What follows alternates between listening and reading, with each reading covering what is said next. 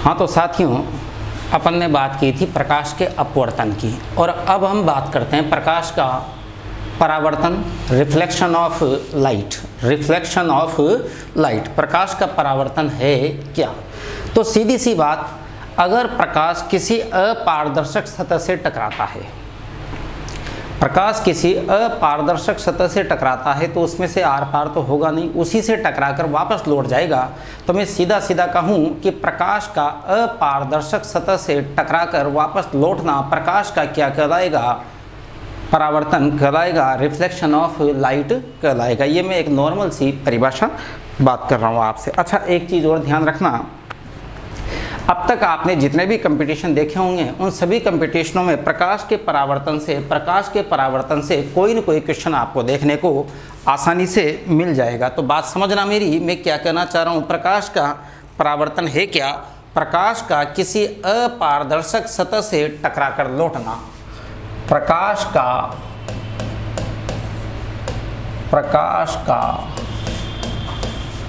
किसी अपारदर्शक सतह से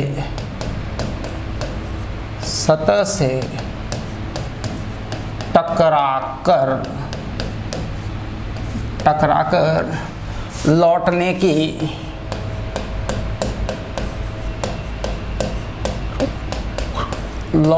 की घटना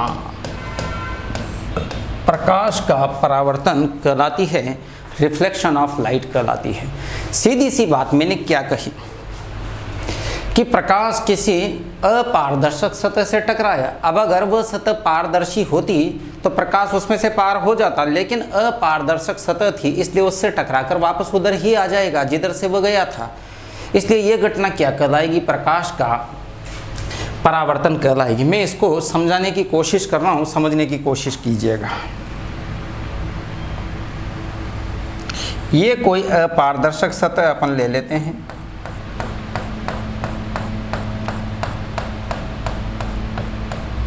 और इस अपारदर्शक सतह पर प्रकाश गिराते हैं। ये प्रकाश की किरण गिरी, जो किरण आई उसे मैं बोलूंगा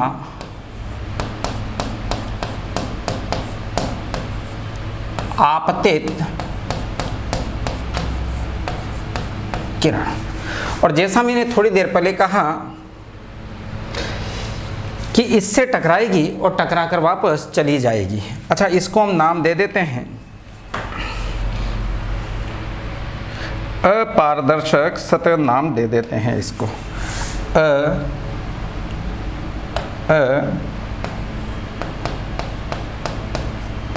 पारदर्शी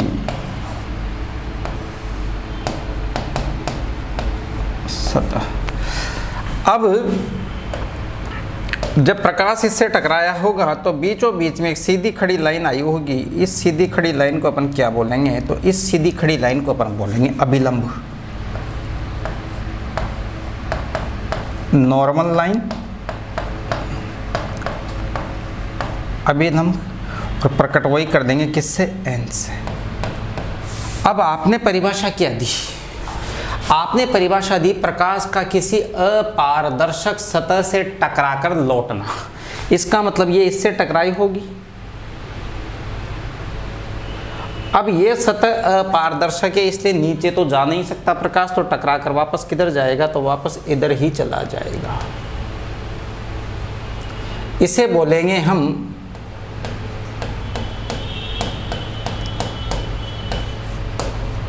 परावर्तित किरण। अब बात करते हैं इसके नियमों की। इसके नियम क्या क्या हैं तो वो सुनिएगा। नियम, प्रकाश के परावर्तन के नियम।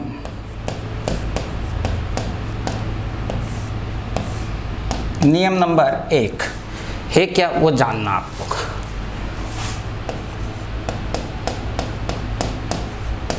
आपतित किरण, कोमा आपतित किरण, परावर्तित किरण,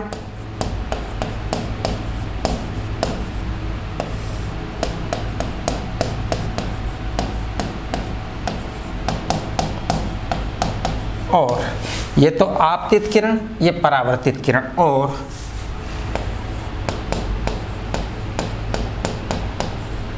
अभिलंब, ये वाला, तीनों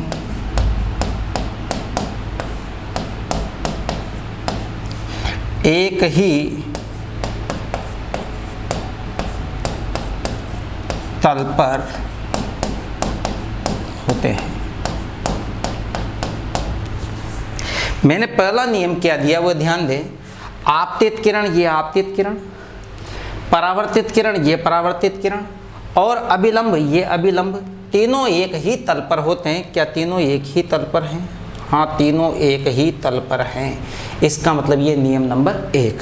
अब नियम नंबर 2 की बात करते हैं। तो नियम नंबर 2 को थोड़ा समझने की कोशिश कीजिएगा। नियम नंबर जो 2 है उसे मैं थोड़ा ऐसे लिख रहा हूँ। यहाँ एक कोण बना होगा, कोण आई। कोण आई किसने बनाया? आपतित किरण ने, इसलिए इसको नाम दे देते हैं आपतन कोण। आपतन, आपतन कोण।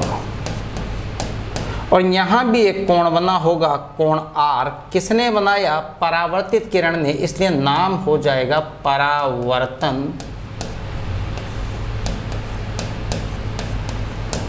कोण। मैंने कहा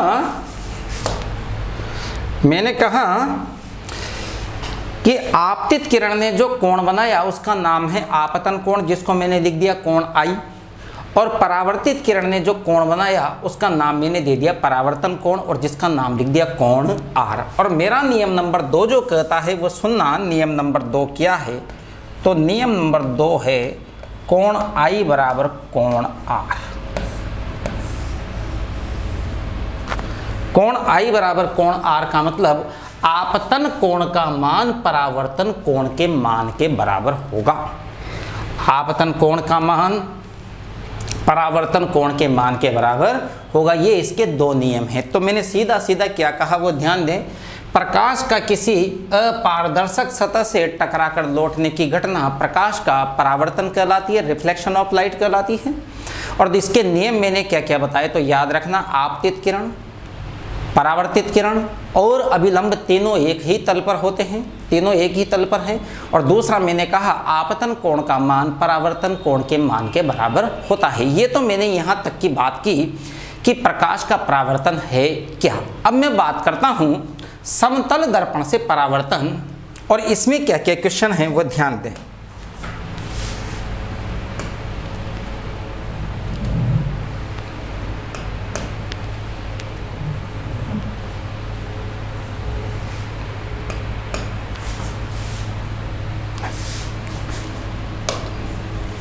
अब मैं बात करूं समतल दर्पण से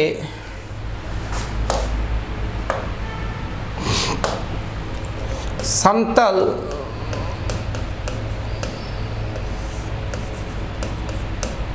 दर्पण से परावर्तन। और ध्यान देना, अब यहाँ से आपको हर कंपटीशन में एक प्रश्न देखने को आसानी से मिल जाएगा। आप दोनों तीनों बार के एलडीसी के एग्ज़ाम देखना, रेलवे के एग्ज़ाम देखना, आपको आसानी से यहाँ से क्वेश्चन देखने को मिलेंगे, क्योंकि इसके बहुत सारे क्वेश्चन हैं। एलडीसी में तो मुझे कहीं न कहीं ऐसा लगता है कि प्रकाश के परावर्तन के अगर उसने क्वेश्चन ही नहीं पूछे तो शायद एलडीसी ने पेपर ही नहीं करवाया। जैसे क्या क्या है? पहली चीज़ इसने कहा, क्वेश्चन क्या है वो देखें। नंबर 1, यदि कोण आई बराबर 30 डिग्री है तो कोण आर का मान होगा। इसने कहा आपतन कोण का मान 30 डिग्री है तो परावर्तन कोण का मान होगा। तो आपने थोड़ी देर पहले क्या कहा? आपने कहा हम जानते हैं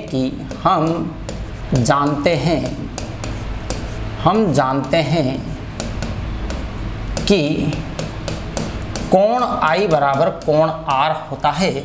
अब अगर कोण I बराबर 30 है, 30 डिग्री है, तो कोण R का मान भी 30 डिग्री ही होगा। इसलिए आंसर क्या हो जाएगा?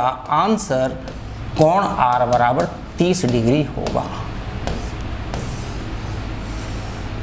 ये यहाँ से एक सीधी सी बात ये निकल कर आती है कि कोण I का मान 30 डिग्री है तो कोण R का मान भी 30 डिग्री ही होगा।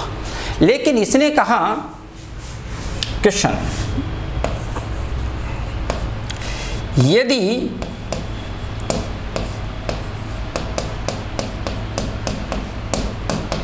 आपतित किरण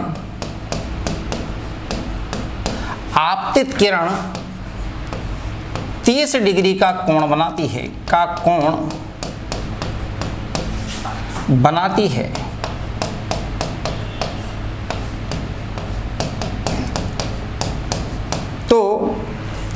तो आपतित व परावर्तित किरण के मध्य का कोण होगा। इस कंडीशन में आंसर देखें आप, इसने कहा आपतित किरण 30 डिग्री का कोण बनाती है। अब आपतित किरण अगर 30 डिग्री का कोण बना रही है, इसका मतलब आपतन कोण का मान 30 डिग्री है। अब अगर आपतन कोण का मान 30 डिग्री है तो ये तो क्लियर हो गया कि परावर्तन कोण का मान भी 30 डिग्री ही होगा। अब ये पूछ रहा है कि आपतित व परावर्तित, तो आपतित ने भी कितना बनाया 30 का, तो परावर्तित ने भी कितना बनाया 30 का, तो 30 और 30 प्लस कितना हो जाएगा? तो याद रखना 30 प्लस 30 बराबर 60 डिग्री इसका आंसर होगा।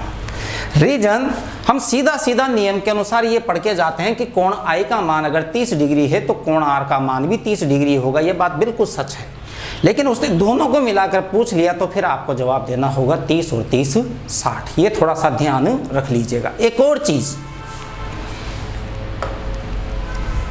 एक और क्वेश्चन, बात को समझना क्या कह रहा हूं मैं। यदि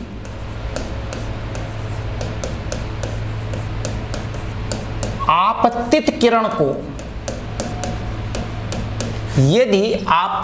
को नियत रखते हुए,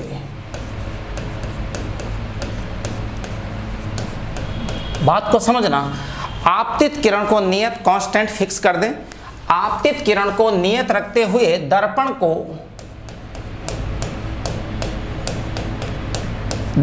को थीटा डिग्री के कोण पर घुमा दें तो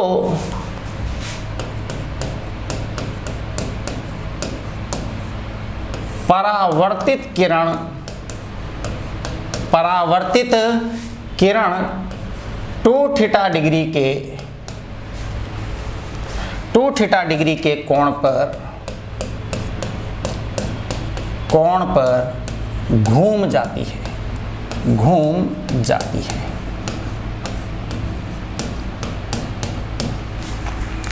क्या कहा मैंने? सुने, यदि आपतित किरण को नियत रखते हुए दर्पण को थीटा डिग्री के कोण पर घुमा दिया जाए तो परावर्तित किरण 2 थीटा डिग्री के कोण पर घूम जाती है। बात को समझना, मैंने कहा आपतित किरण जो आ रही है उसे तो कांस्टेंट कर दो और फिर दर्पण को घुमा दो कितने भी डिग्री के कोण पर, तो परावर्तित किरण ऐसी कंडीशन में कितना आंसर लाएगी? तो याद रखना, जितना आपने दर्पण घुमाया होगा उससे डबल आंसर होगा। जैसे प्रश्न क्या है वो सुने।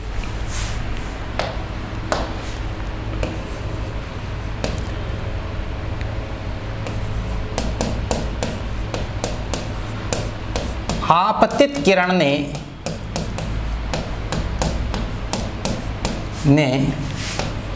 20 डिग्री का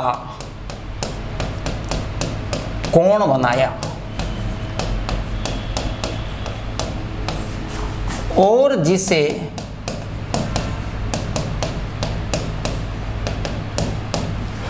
जिसे नियत रखते हुए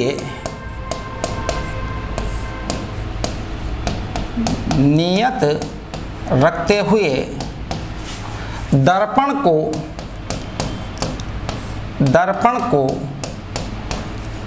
30 डिग्री के कोण पर घुमा दें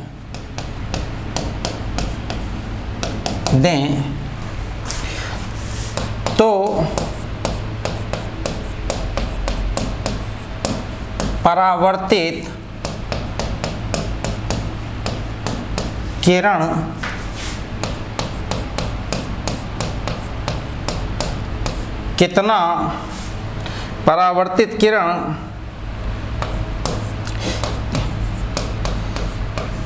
कितने डिग्री का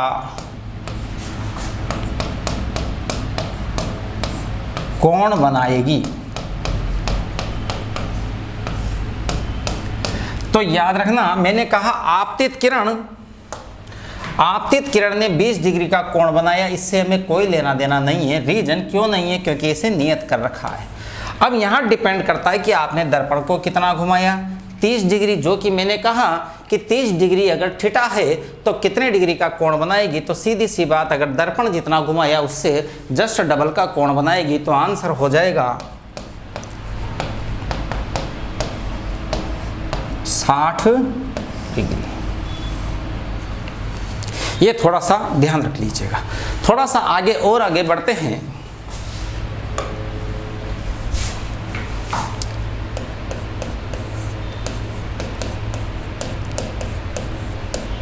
समतल दर्पण में हमेशा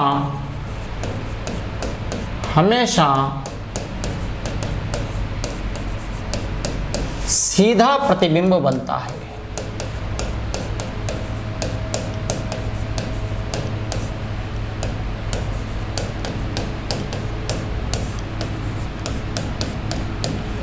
हमेशा सीधा प्रतिबिंब बनता है। अगर कोई तुमसे पूछे समतल दर्पण में जो परावर्तन के दौरान आपका प्रतिबिंब बनता है वो सीधा बनता है या उल्टा बनता है, तो याद रखना हमेशा सीधा ही प्रतिबिंब बनता है, सीधा प्रतिबिंब बनता है। लेकिन याद रख लीजिएगा, लेकिन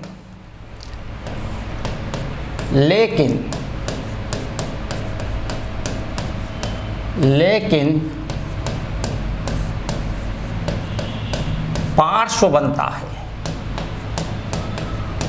उल्टा नहीं बनता। कैसा बनेगा? पार्श्व बनता है। अब पार्श्व होता क्या है? तो याद रखना, पार्श्व का मतलब यह है कि मान लीजिए यहां कोई वस्तु है, P वस्तु है, और इसे किसी दर्पण में देखा जाता है, तो इसका जो प्रतिबिंब बनेगा वो प्रतिबिंब बनेगा ऐसा।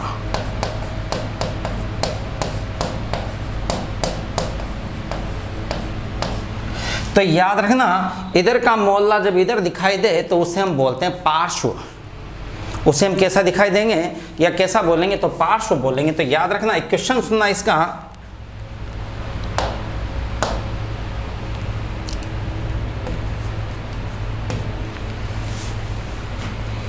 अंग्रेजी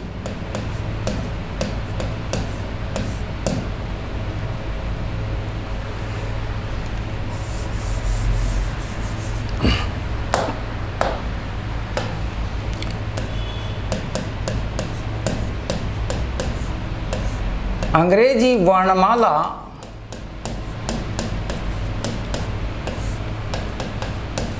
के अक्षर, अंग्रेजी वर्णमाला के अक्षर B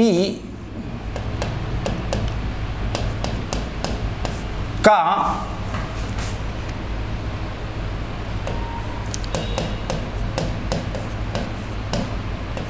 समतल दर्पण में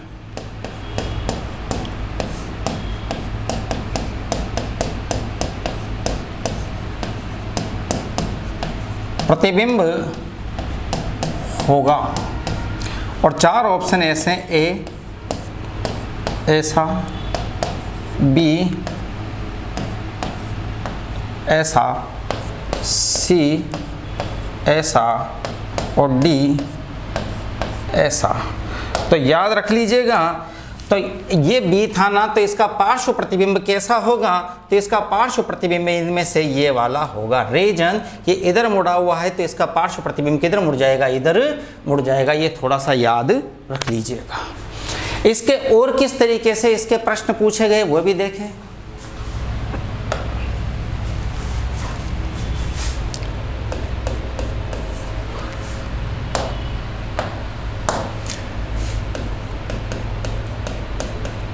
समतल दर्पण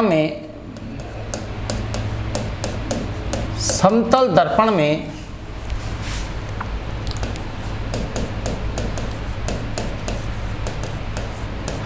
आभासी और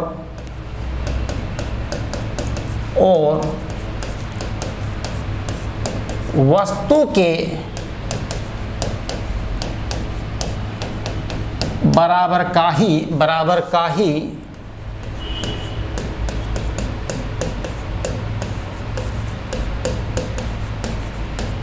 प्रतिबिंब बनता है। एक तो होता है वास्तविक, जो वास्तव में बनता है, एक होता है काल्पनिक, जिसे हम आभासी कहते हैं, मतलब काल्पनिक प्रतिबिंब बनता है। लेकिन मैंने क्या कहा, वस्तु के बराबर का ही बनता है।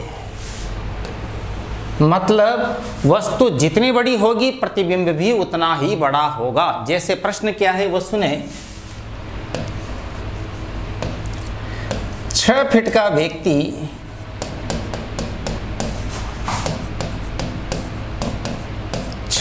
व्यक्ति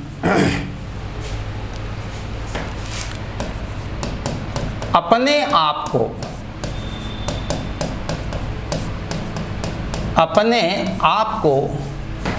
2.5 फीट के दर्पण में देखता है। 2.5 फीट के दर्पण में देखता है तो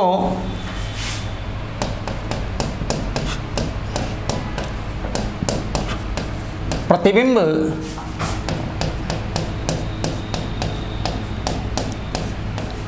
कितना बड़ा दिखाई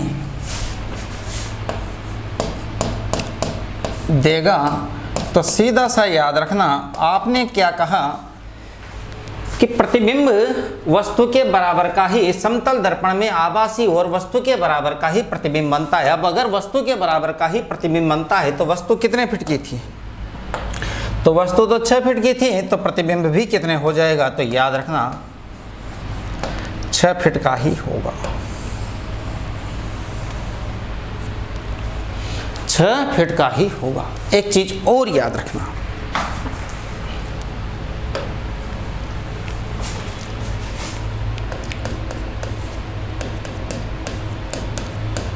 प्रतिबिंब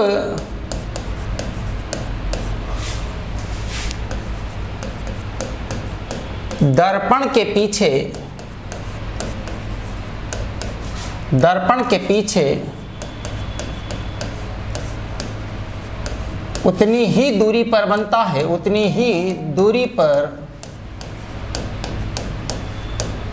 बनता है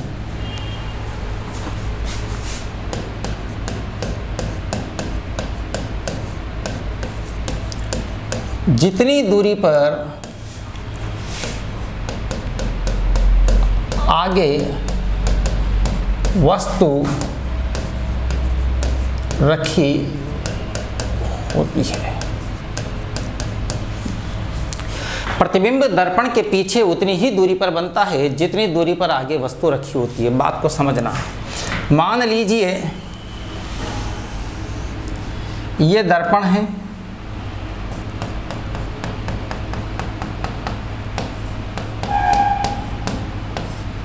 और ये यहाँ कोई वस्तु है।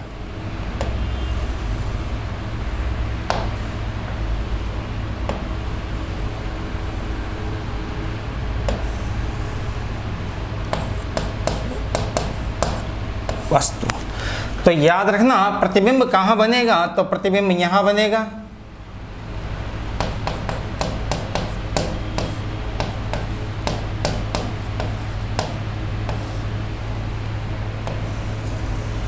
प्रतिबिंब यहाँ बनेगा। अब मैंने क्या कहा,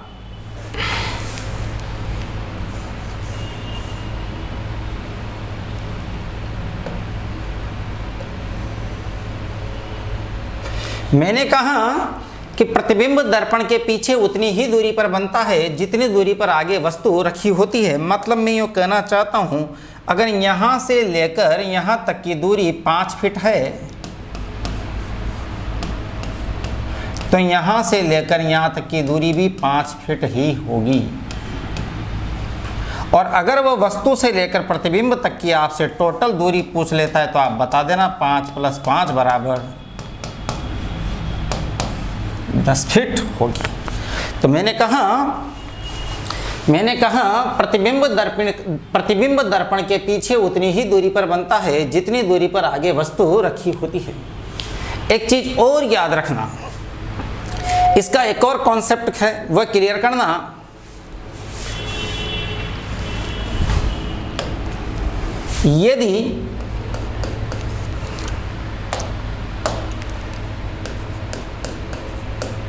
यदि कोई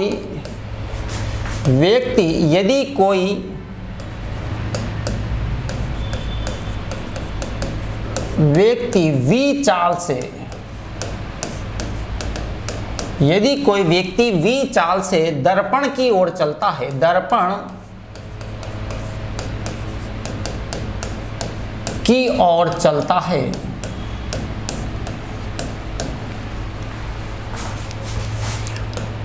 तो उसे अपना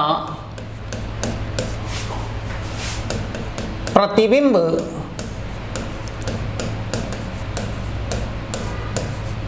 टू वी चाल से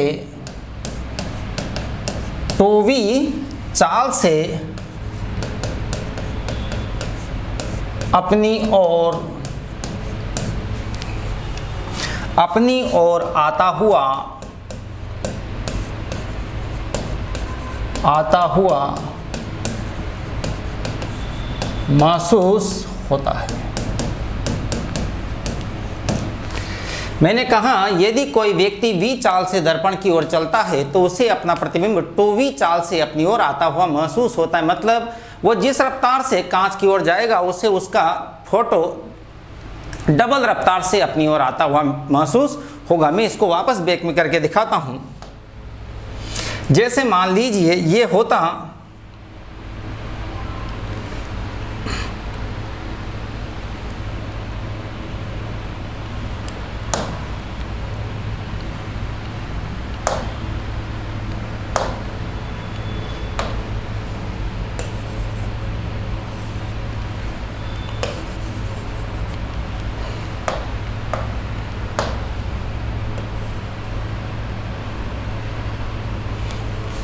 जैसे मैं कहूं कि ये चल रहा है इधर 5 मीटर पर सेकंड की रफ्तार से,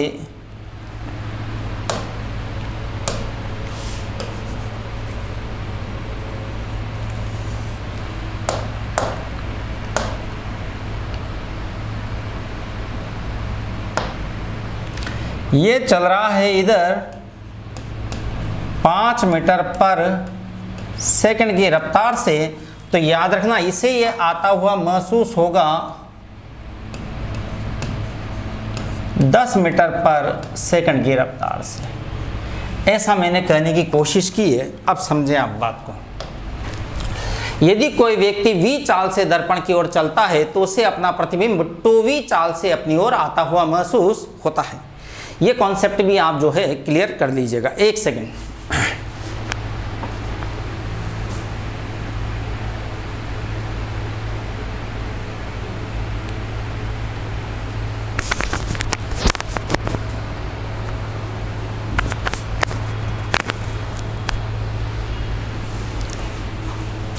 ध्यान दें एक और चीज, एक और क्वेश्चन है इसका, जो भी आप लोगों से कई बार पूछा गया है।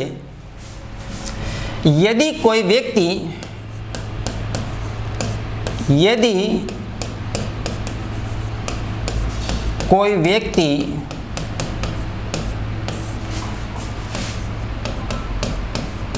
दर्पण में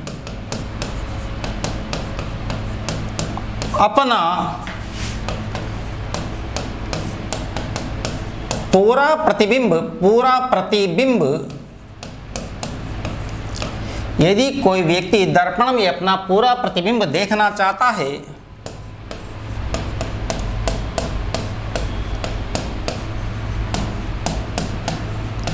है तो दर्पण की न्यूनतम ऊंचाई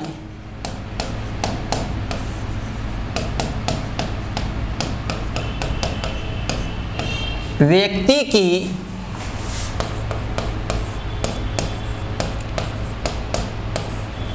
ऊंचाई की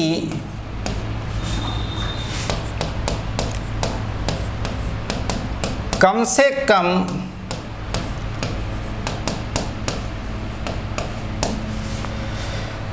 आधी तो होनी ही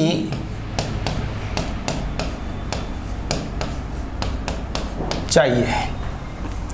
मैंने कहा यदि कोई व्यक्ति दर्पण में अपना पूरा प्रतिबिंब देखना चाहता है तो दर्पण की न्यूनतम ऊंचाई व्यक्ति की ऊंचाई की कम से कम आधी तो होनी ही चाहिए। बात ये थी, और ये प्रश्न कई बार परीक्षाओं में पूछा भी गया, लेकिन ऑप्शन कैसे आए वो ध्यान देना।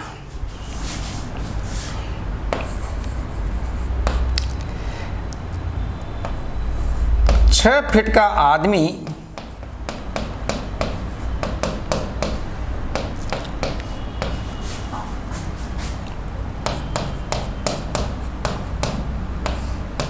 निम्न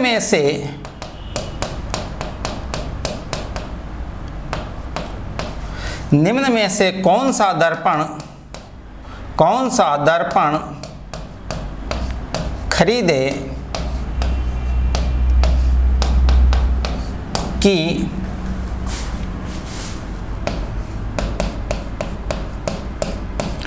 अपने आप को पूरा व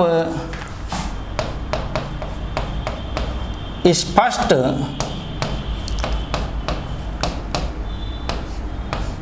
देख ले।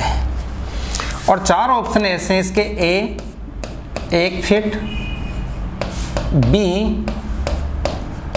2 फीट, सी 3 फीट और डी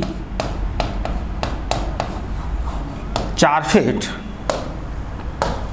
तो ध्यान देना, इस कंडीशन में ऑप्शन देखें आप तो इसका राइट आंसर जाएगा 4 फीट। रीजन, क्योंकि उसने कहा यदि कोई व्यक्ति दर्पण में अपना पूरा प्रतिबिंब देखना चाहता है तो दर्पण की न्यूनतम ऊंचाई कम से कम आधी तो होनी ही चाहिए। तो मैंने कहा कम से कम आधी। अब यहाँ 6 फीट का आदमी था तो कम से कम आधी का मतलब 3 फीट तो होनी ही चाहिए। पर ध्यान देना, हाँ 3 से ज़्यादा का ऑप्शन नहीं होता तो हम राइट आंसर लगा देते 3, लेकिन 3 से भी ज़्यादा का ऑप्शन इसने दे रखा है 4, इसलिए राइट आंसर लगाएंगे 4। क्यों? क्योंकि 3 मतलब आधी तो कम से कम है, ज़्यादा से ज़्यादा तो कितनी भी चलेगी, इसलिए हमने 4 आंसर लगाया। अगर ऑप्शन में 5 होता तो हम राइट आंसर क्या लगा देते, इसका 5 आंसर भी लगा देते। ठीक है, एक और चीज़ साथ के साथ देखें। अच्छा, एक और प्रश्न को समझने की कोशिश करना।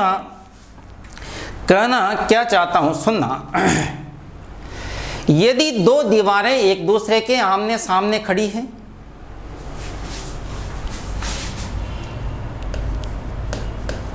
दो दीवारें एक दूसरे के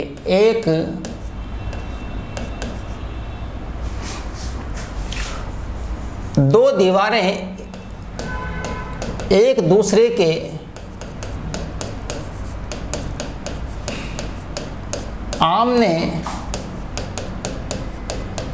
सामने खड़ी है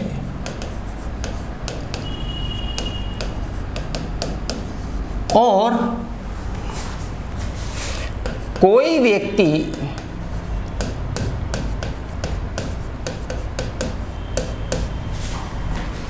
किसी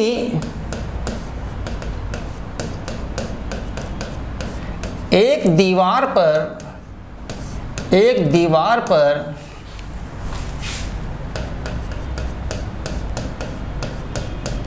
कितना बड़ा दर्पण लगाएं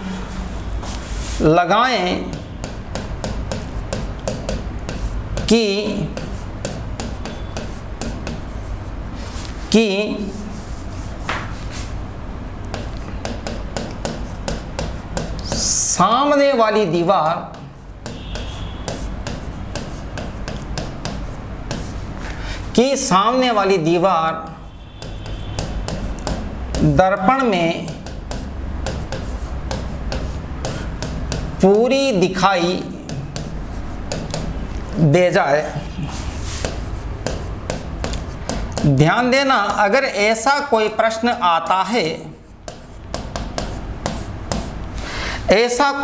आता है क्योंकि ये क्वेश्चन लेबोरेटरी पे लागू होता है, उसकी ही दीवारें एक तरीके से एक सिस्टम से बनाई जाती है। तो मैंने कहा दो दीवारें एक दूसरे के आमने सामने खड़ी है और कोई व्यक्ति किसी एक दीवार पर कितना बड़ा दर्पण लगाए कि सामने वाली दीवार दर्पण में पूरी दिखाई दे जाए। तो इस कंडीशन में आपको आंसर लगाना है, याद रखना,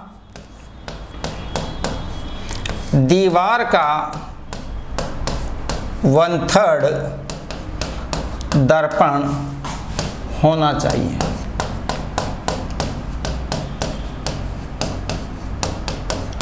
दीवार का 1/3 1/3 दर्पण होना चाहिए ताकि उसमें आसानी से दीवार को देखा जा सके। तो याद रख लीजिएगा, मैंने कहा दो दीवारें एक दूसरे के आमने सामने खड़ी है तथा दोनों के बीच में कोई व्यक्ति खड़ा है जो कि दर्पण में दीवार को पूरा देखना चाहता है। तो दर्पण की जो ऊंचाई होगी वह दीवार की कम से कम 1/3 होनी ही चाहिए। एक और चीज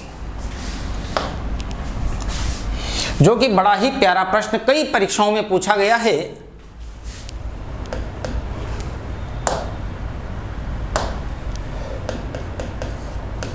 दो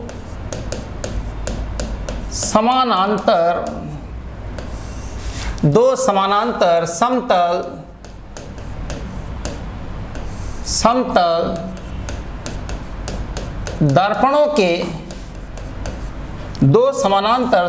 दर्पणों के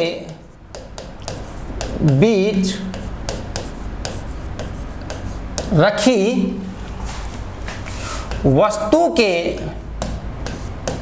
वस्तु के याद रखना अनंत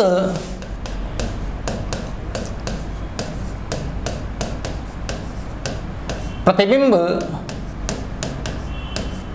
बनते हैं। मैंने कहा इसने प्रश्न किया दो समानांतर समतल दर्पणों के बीच रखी वस्तु के कितने प्रतिबिंब बनते हैं, तो आप बता दीजिएगा। दो समानांतर समतल दर्पणों के बीच रखी वस्तु के अनंत प्रतिबिंब बनते हैं। अब ये बनते कैसे हैं, तो याद रख लीजिएगा, इसका एक सूत्र है और वह सूत्र ये है 360 डिग्री बटे थीटा डिग्री -1, ये इसका सूत्र है।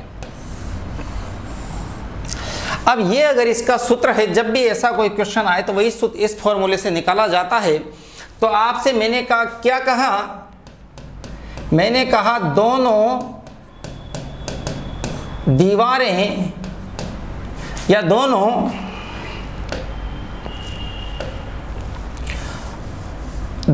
दर्पण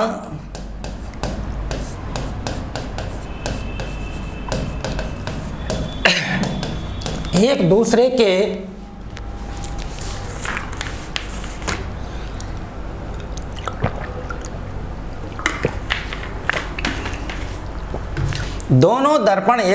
के समानांतर हैं अतः थीटा डिग्री बराबर क्या होगा, 0 डिग्री। अब थीटा डिग्री बराबर 0 डिग्री होगा तो 360 डिग्री बटे 0 डिग्री -1, इसको इससे काटो, अनंत बार कटेगा, इसलिए राइट आंसर क्या आया, अनंत। कई परीक्षाओं में आप लोगों से पूछा गया है। मैंने कहा दो समानांतर समतल दर्पणों के बीच रखी वस्तु के अनंत प्रतिबिंब बनते हैं, तो कैसे बनते हैं, तो इसका फॉर्मूला था 360 डिग्री बटे थीटा डिग्री -1। अब मैं इसको आगे प्रूव करूं तो मैंने कहा दोनों दर्पण एक दूसरे के समानांतर हैं, अतः थीटा का मान 0 डिग्री होगा, तो थीटा का मान 0 होगा, तो 360 में 0 का भाग नहीं कितनी बार जाएगा, अनंत बार जाएगा। और इसके प्रश्न और कैसे भी पूछे वो देखना, यदि थीटा डिग्री बराबर 60 डिग्री हो तो आप बता देना 360 डिग्री बटे 60 डिग्री -1 कितनी बार कटा, 6 बार कटा, तो 6 - 1 बराबर कितने प्रतिबिंब बनेंगे, तो याद रखना 5 प्रतिबिंब बनेंगे।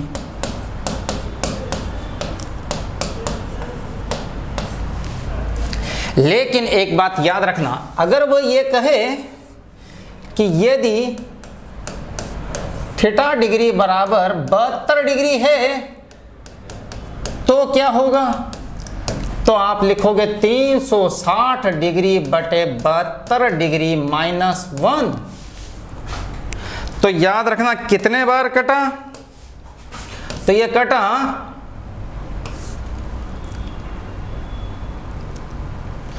5 बार।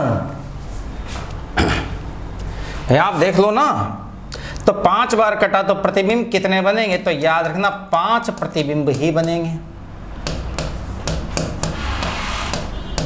अब समस्या यहां आती है कि यहां 5 ही क्यों बनेंगे, यहां भी 5 बने और वहां भी 5 बने, तो वहां 5 क्यों बनेंगे, तो इसके लिए थोड़ा सा याद रखना, इसलिए यह प्रश्न ज्यादा पूछा जाता है।